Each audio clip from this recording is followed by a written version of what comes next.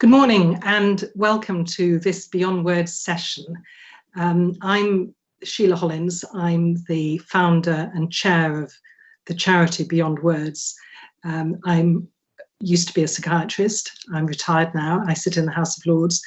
But I created picture books for people who find pictures easier than words many, many years ago. Initially, actually, when my son Nigel, who's now an adult, was a small child and really struggled with words. And we found that telling him stories in pictures really helped him to understand what was going to happen for him. Fortunately, my husband's quite a good artist.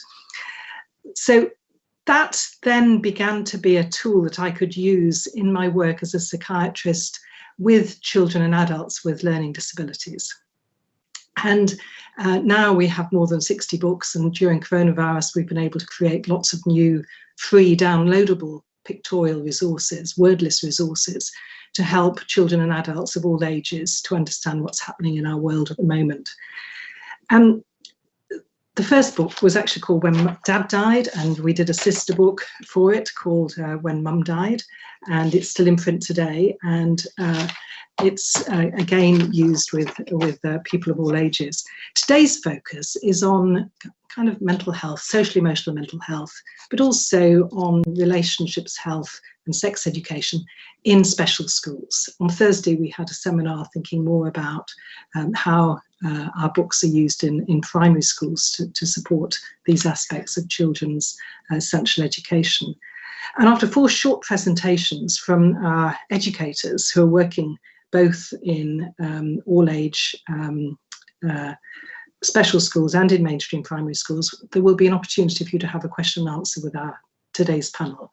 Please do put your questions into Swapcard and we will try to answer as many of them as we can. Let's now hear from our first presenter, Professor Barry Carpenter, which is pre-recorded. Thank you.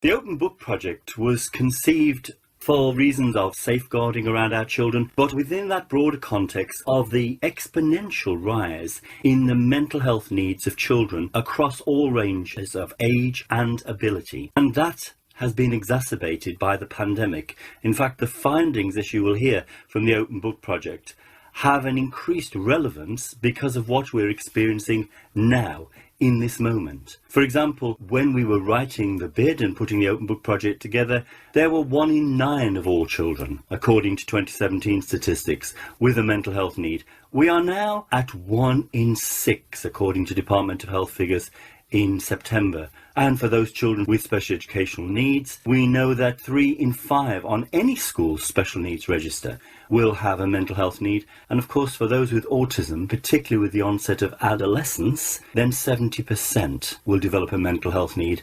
And what would that figure look like as a result of this pandemic?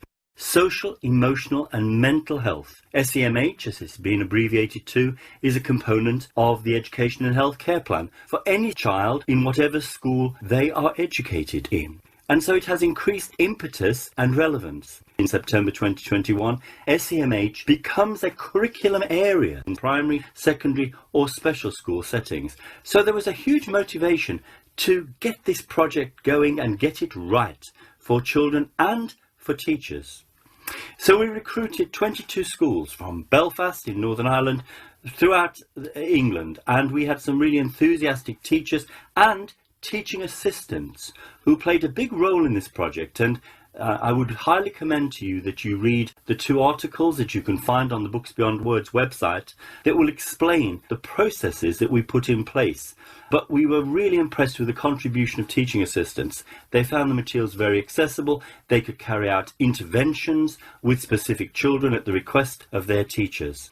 And so some of the key findings that emerged from the processes that we carried out in the Open Book Project, and these processes often hinged around how well the children were engaged. And again, teachers really found the materials very easy to use, and they felt that it added quality to any education healthcare plan target, particularly in that area of social, emotional, mental health, and it gave them evidence of children's participation, children's attainment, and children's achievement.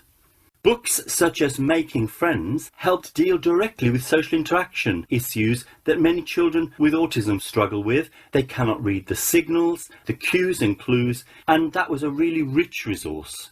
Many teachers use that in their circle times, and indeed we use that universally as the first book for all 22 schools to use as teachers develop their skills. Many schools in their feedback remarked upon feeling cross and sorting it out. And I was looking at some of the beautiful quotes that came back from teachers, and what they said is it empowered children and young people to take control of their behaviour.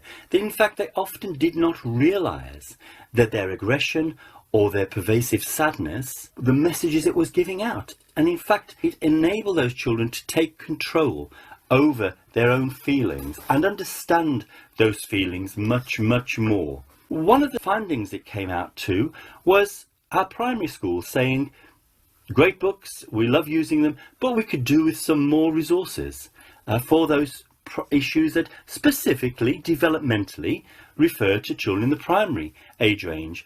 And that was seized upon by the leadership of Books Beyond Words.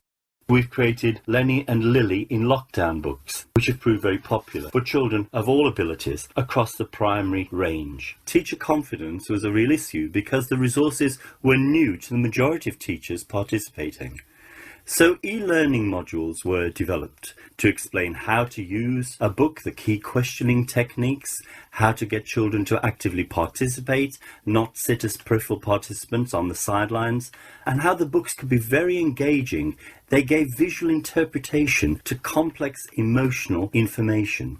And what teachers found in the process was that the e-learning modules then enabled them to train their teaching assistants. In a busy school day, teaching assistants often do not get opportunities for specific training. Their contracts don't permit them to stay after school for training, and these e-learning modules can be used in short 10-minute chunks to gain new information. And many teaching assistants began to self-direct, learning new skills from the e-learning modules to carry out effectively specific one-to-one or small group interventions that they knew were going to be so powerful and so meaningful to strengthening that emotional wealth, that emotional well-being in each and every child. Overall, from this project, what we really found was the high levels of participation and motivation. And not just that alone, but that our children and young people of all abilities began to innovate in terms of their understanding and self-direction. It gave greater and deeper understanding of self, of social context. The books helped build the emotional repertoire of the child and young person. It deepened their understanding of personal safety. Books such as Hug Me, Touch Me really gave a lot of insight there. And at the end of the day, it empowered children and young people to articulate their emotions. As one senior leadership team said, these books are a wonderful guide. They're a visual crib sheet that we can use to support our pupils and increase their confidence, open up opportunities to develop their emotional wealth. Quite simply, how do we build that emotional wealth? How do we make our children and young people emotionally strong, emotionally resilient, to face the rapidly changing demands of the world around them? The Open Book Project taught us that through Books Beyond Words, routes to well-being are opened. Emotional well-being can be restored, and mental well-being in particular can help any child and young person deal with trauma, anxiety, loss and grief. And those issues are more important now than ever. I've been a part of the Books Beyond Words project from the first phase, and I work with students aged 19 to 25. We've covered several of the books over that time, but I certainly find now that this is my go-to resource. There just isn't another resource available on the market that is age appropriate and covers the sensitive issues and social issues that you find that you need that extra prompt for. This opens discussions immediately sometimes before you even open the book, the illustration on the front can inspire somebody to think about something that's happened in their own lives. I've certainly found that visual literacy has improved with all of the students. They are now reading people's body language through looking at the characters and through asking the open questions of, I wonder how they are feeling, I wonder what they are doing. We've gone from using happy and sad to describe every emotion to expanding that out to excited, depressed, anxious, worried. The vocabulary has increased massively, and that certainly for special educational students increases their independence no end.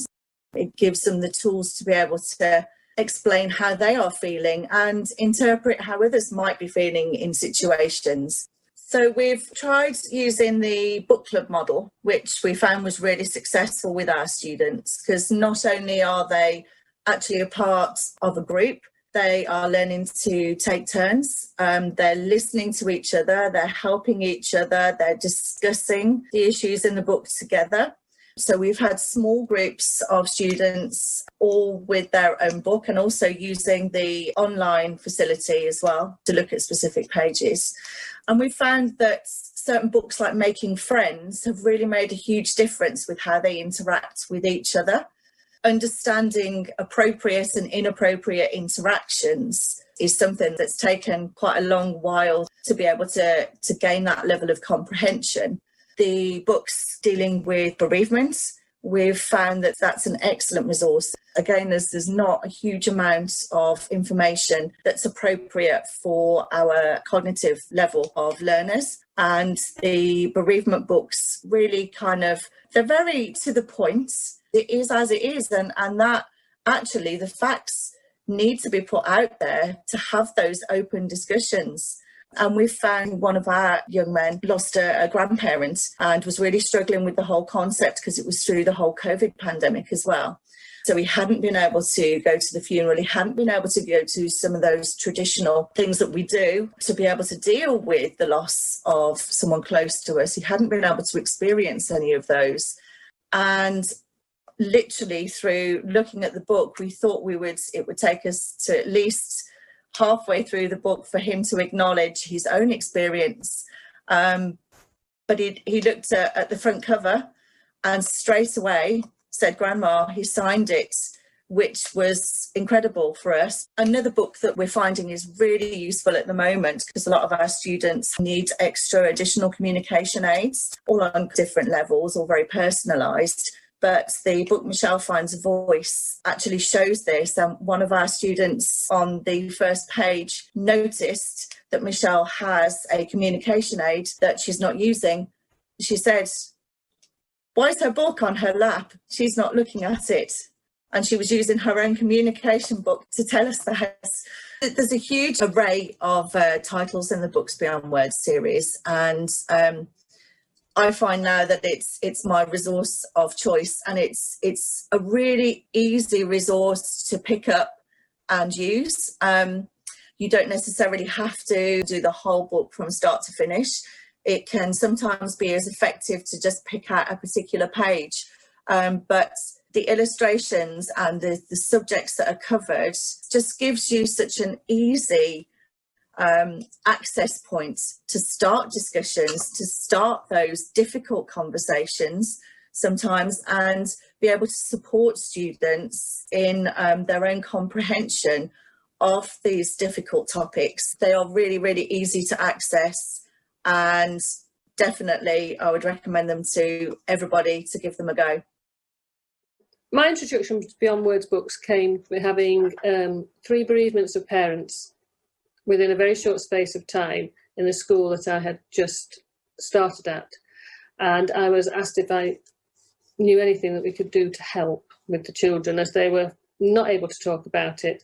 And I met Baroness Sheila Hollins, and she introduced me to one of the books, When Someone Dies, or When Dad Dies, I think. And I thought, oh, that'd be good. And I took it back to school, and I said to the senior leadership team, I think this might help.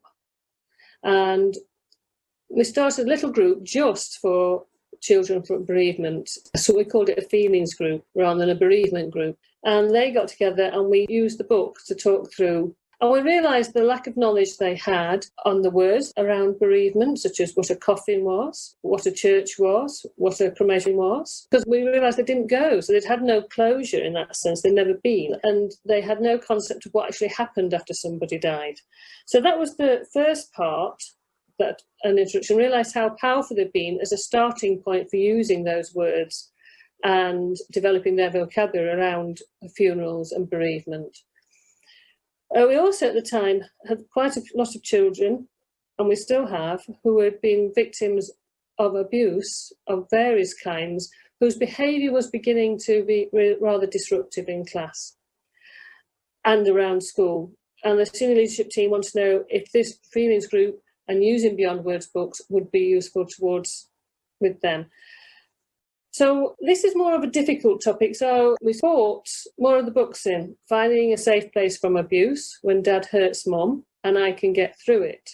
And I used to start off with individual pictures from the books, not the initial whole book, just to get to know where the children were at. And particularly one picture was from Finding a Safe Place from Abuse, and there was a bruise on the arm. But the children who had not been abused didn't recognise the bruise on the arm, but the children who did spotted it and allowed them to talk about, gave a place for talking about what they thought had possibly caused that. And of course, they talk from their own experience at this point.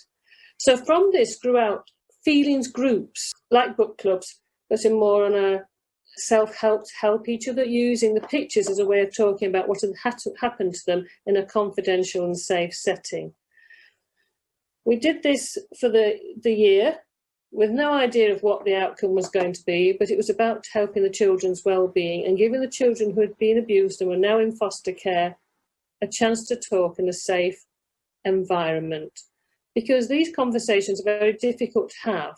The children know that you know, but how do you go and say, how are you feeling today about this, being in foster care? You don't. So the pictures allowed it to be in a safe, confidential way where they could talk about the characters without actually talking about themselves to start off with. And then it leads on to them saying that they've experienced something like this. And they're now very attuned into looking at the body language, how the fists are clenched, what their eyes are doing, whether they're looking at people, whether they're not facing people, the aura of colour around the characters. Because in the books, the artist has really carefully used appropriate colours to signify the feelings that are taking place. And the children are very attuned into picking up on those and giving their ideas why that person might not be feeling so happy. So we moved on from that to doing one-to-ones with more sensitive issues. And we used the Beyond Words books to start the conversation in a safe place and know where the children are, to then create their own books from this, using the pictures from Beyond Words books to tell their own story in a safe place. And then we've introduced some of the safer books, for example, like Ginger is a Hero. And that has allowed a conversation around what happens when somebody is ill, their knowledge of how to use the emergency services, which is hilarious. 911 comes up a lot. They obviously watch a lot of American television. They have no idea about 999. So we've had to clarify that point, and about the ambulance and the police arriving. Sometimes it's only 2 or 3 pages, but it starts a whole half an hour's conversation about what is actually happening and their misconceptions. On a separate PSA Chiel issue, we realised that the older children moving on to secondary school needed some way to talk about puberty and the changes taking place. And so for so long now, it's just been done, in class in front of everyone. Well, we don't know what the children are thinking or what knowledge do they have already.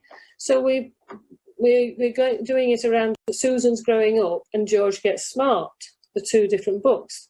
George Gets Smart for the boys because then it's about their own hygiene and the change that take place with them. And Susan is Growing Up because, in actual fact, that book was so accurate when I used it because that had happened with a child in my class. But because she was in foster care, she was too scared to come and tell me that this had happened. But using the book allowed me to say, it's okay. And she was able to take it to a foster carer at home and show about what's happened. So that gives me insight that perhaps more children needed this, and it was a safe place to talk about that. This was one of the first books when I came to Feelings School we ever did, and we write down what we like, what might be going on in that, and we create our own stories. I think this really helps us because there's other people in this group that have a lot problems similar to these, and I like Feelings Group, it's really cool. We had these books and Miss Grant gave us one at end to take home. Yeah, she gave us these to still share our feelings and see how other people feel as well.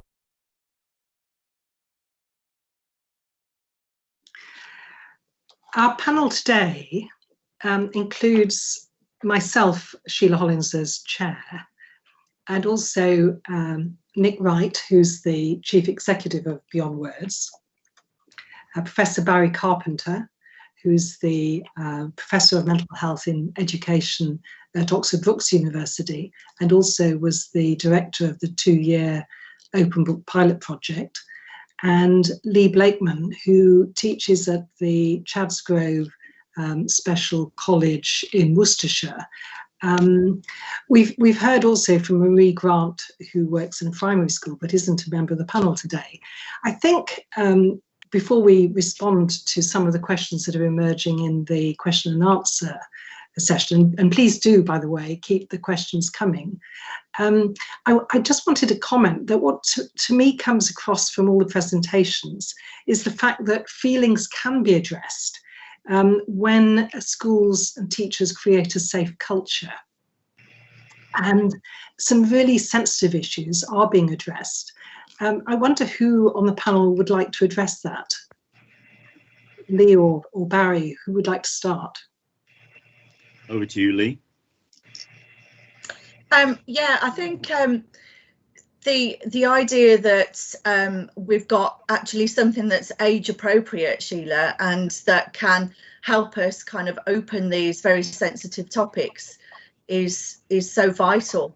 Some of the things that obviously we need to talk about, and with the RSE mandatory policy coming in September, we've got so many of the titles that can actually be used as part of the lessons going forward, which is really important. But I think just having that that go-to resource, that's certainly what I've found from using the books. My experience is that actually you give them the text and you allow them to express themselves from looking at the pictures, and that kind of almost takes some of the pressure off you having to open those conversations, because the openers are there in the books for you, which is amazing as a tutor. Having that visual there that enables the students to have their own voice as well, which is so massively important in everything that we do. Good, thank you. And Barry? Yes, I do think the resources can greatly enrich that exploration of those sensitive issues, those difficult conversations that we might have to have. Some of the books that we used in the Open Book Project really opened up areas of learning for children and young people with special needs that teachers before either didn't feel confident themselves to tackle, or didn't know that children or young people had a view on those issues. So I think they really do give us an avenue that no other resource, as Lee implied in her presentation earlier, that any other materials actually do. They have a unique contribution to make to the total curriculum package. Now, one of the questions that we've had is, what level of cognitive ability would these wordless books be appropriate for? Barry? I think you can really work these books across the whole ability range, certainly within those children that might have EHCPs. You know, if the child does not have speech, for example, then the books easily flow with signing. If the student has profound and multiple learning disabilities, then maybe you take key pictures from the story. And I know Leah's worked on several adaptations of the stories that facilitate voice-activated devices and work with symbol systems to enhance and enrich. But the pictures in themselves are enormously powerful and provide a stimulus for conversation that, again, no other vehicle does. Lee, do you want to say about some of your innovations? Yeah, absolutely. I think that's the beauty of them, is that you haven't got the added pressure of the words being there for the students to feel that it isn't applicable for them.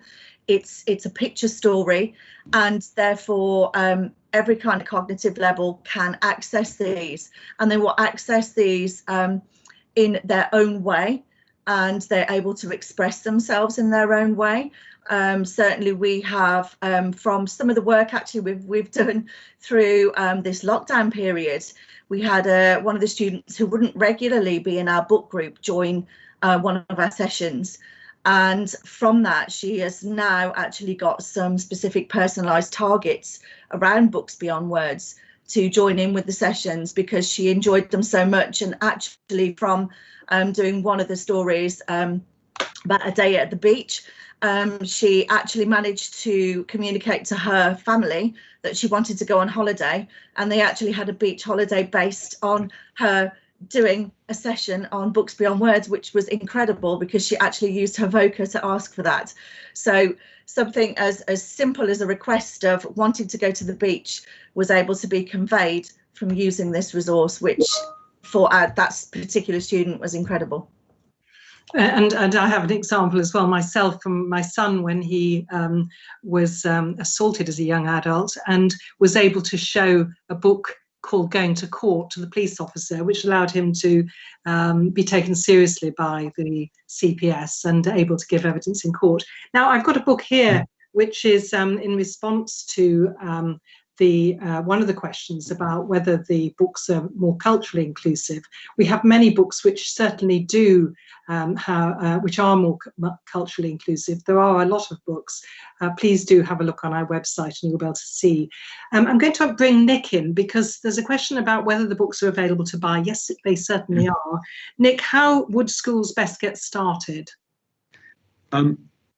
Books are available individually in sets, and we put various sets together specifically with the RSHE curriculum in mind, and social, emotional and mental health. Two things you can do. Firstly, you can talk to one of our open book mentors immediately after this meeting. We will be available all day, and we'd love to hear from you, and we can talk to you about your particular school, your particular needs, and what sort of books would be most appropriate to start. Secondly, we have a virtual booth behind this presentation, and you can go onto Books Beyond Words as we're showing as an exhibitor or content partner, and we have links there to our website showing all of the books. We've also had a question about whether they're available in interactive methods, and of course they are. We have ebooks, we have an app which is available for tablet and phone use, and our digital resources can be used on whiteboard. And that's the beauty of this system. It can be used in many, many ways, for the most appropriate situation. And also BW Story app, which means that you don't need to have a whole book, but you can choose, it's a searchable app with more than 400 short stories, and you can choose a little selection of pictures in a short story to be able to prompt a discussion, which may not be the discussion that was envisaged in the original story. You just wait and see how the children respond and what story they make. We often get asked, is there a set text, a script? And the whole point of these is they're a kind of projective tool which allows the children to be able to respond to what the pictures mean to them. And in a discussion in a group, the way in which these children and young people's language develops as they explore and discover their own story, and begin to learn to be able to share some of their own experiences in a very safe way. So do give them a try. They really, our project extended across 22 special schools across the United Kingdom, and the teachers are all continuing to work with them. This wasn't just a project that people are now moving on to the next project. They're staying with these books because they work so well for children. Whether we have time for any other panelists to say any further or make any additional comment. Nick. I think the time is pretty much up, Sheila. So I would like to thank you, Sheila, Barry and Lee, for your contributions. And to all our attendees, I hope you found this really interesting. As Sheila said, do come and talk to us through our virtual booth. We're here and ready to talk to you all day, and it would be great to start up some of those conversations. Thank you very much for your time, everyone.